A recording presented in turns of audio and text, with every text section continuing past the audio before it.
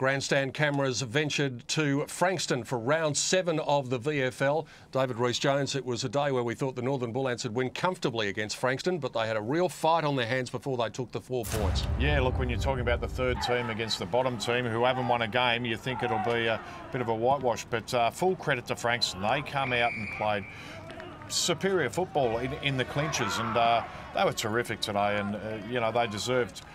They didn't get the 4 points at the end of the day, but they, deserve full credit for their efforts. Speaking of clinches, there were plenty of them in the first quarter. I don't think I've seen a game for a long time where there were as many stoppages as we saw it was being played on Frankston's terms. Yeah, look, both teams only kicked 1 goal each, and they're very fortunate to get them. It was scrappy affair early on, but it lifted in the second quarter. And Ryan Houlihan was a player who really did lift the Bullants. He only played the half of a game, the first half, but he showed a lot of leadership out there and kicked a couple of goals in that second quarter. Yeah, kick goals at the 7 and 9 minute marks. Marcon followed up with this one at the 11-minute mark.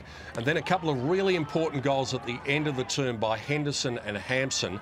And that just gave the Northern Bullants the buffer by 30 points at the long break. And then you thought, the Northern Bullants, their superiority was really going to take over. They were going to, smash an inexperienced Frankston team. But full credit to Frankston. They came back and led by one man, and this is him here, Luke Clark. 5 goals in the third quarter from him was a fantastic effort. Yeah, he kicked a fantastic goal on the run from the boundary. A couple of set shots from the boundary forced the change. They had to get Watson off him because he was cutting Watson up. Then he took that magnificent mark. It was as good an individual quarter of footy as you could see from a full forward. Yeah, you really can't do much more than kick 5 goals in a quarter from full forward. It's a magnificent effort. And unfortunately, just on the siren, or fortunately for the Bullants, Lockie Henderson was able to get the ball in quick to Sean Hampson, and he scored after the siren. That was huge because it gave them an 8-point lead, and it just gave them a little bit of momentum back going into the huddle, because all of the momentum actually belonged to Frankston before that.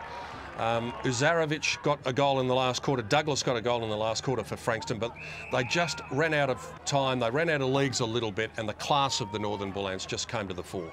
Yeah, they were able to just keep their nose in front, and good luck to the Bullants. It's 4 points on the board, but from Frankston's point of view, their win's not far away. They're going to win some games this year, and anyone who's not in their medal as they come up against them will find it tough. Interesting to note, the Northern Bullants win their 5th game of the season, and for the 5th time, they lose the second half. But it's the numbers on the scoreboard at the end that matter, and the Bullants had them. 12-10-82 to the gallant Frankston, 10-6-66. The Bullants score win number 5 in season 2011 in the VFL.